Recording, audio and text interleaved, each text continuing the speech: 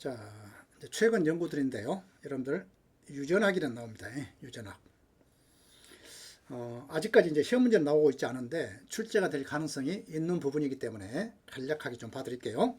자, 유전학에서 개체의 유전적 특징을 유전형이라고 하고요. 유전형이 신체적, 행동적 특성으로 발현되는 것을 표현형이라고 얘기합니다. 자, 표현형의 분산은 외부로 드러난 특정 표현형의 분포가 그 평균값으로부터 흩어진 정도를 의미한다. 뭐 개념적으로만 좀 알고 계세요. 자, 행동유전학 연구는 특정 표현력의 분산에 대해 유전과 환경의 영향이 각각 어느 정도인지를 조사하는 것을 목표로 한다고 그랬어. 그러니까 유전이냐 환경이냐 영향을 뭐예요? 드러나는 자, 표현력의 분산에 의해서. 자, 이건 표현력이 뭐라고 그랬어요? 유전적 특징이라고 그랬어요. 유전적 특징인데 밖으로 드러나는 것을 분석을 해봤더니 유전이냐 환경이냐. 자, 유전이라면 환경이라면 어느 정도 수준에서 영향을 미치느냐 이런 얘기입니다. 자, 행동유전학상의 계산 방식이 나와요. 유전력은 쌍생아 표본을 필요로 한다는 얘기야. 쌍생아 연구를 또 일란성 쌍생아는 100% 유전적으로 동일합니다. 이란성 쌍생아는 50%예요. 그래서 어떤 가정을 하냐면 어떤 표현형이 주로 유전적 영향에 의해서 결정된다면 일란성 쌍생아의 일치율이 당연히 이란성 쌍생아의 일치율보다 유의하게 높을 것이다.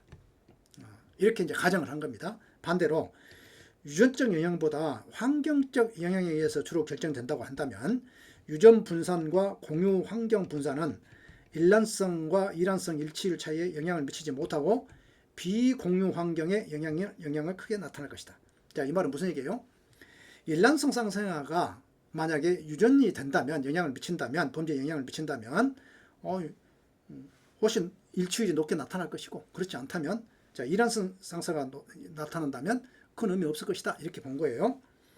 자, 범죄와 관련해서 인간의 모든 성향과 행동은 약 50% 유전과 약 50% 환경 영향을 받는 것으로 판명된다.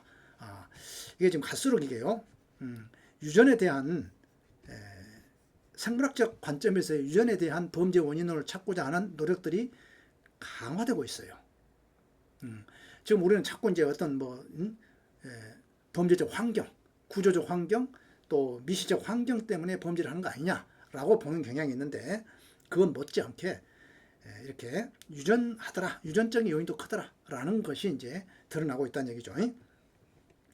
범죄 관련 충동성이나 품행 장애나 공감성, 자극, 추구, 성향, 마약 중독 등의 유전력도 약 50%에 해당하다는 얘기예요.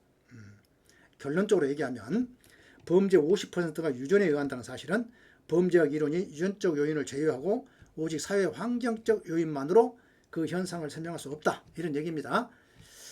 자, 장점이요. 유전의 영향을 밝혀냄으로써 기존 사회학적 범죄 원인론을 보충하는 역할을 하죠. 하지만 한계도 만만치 않습니다.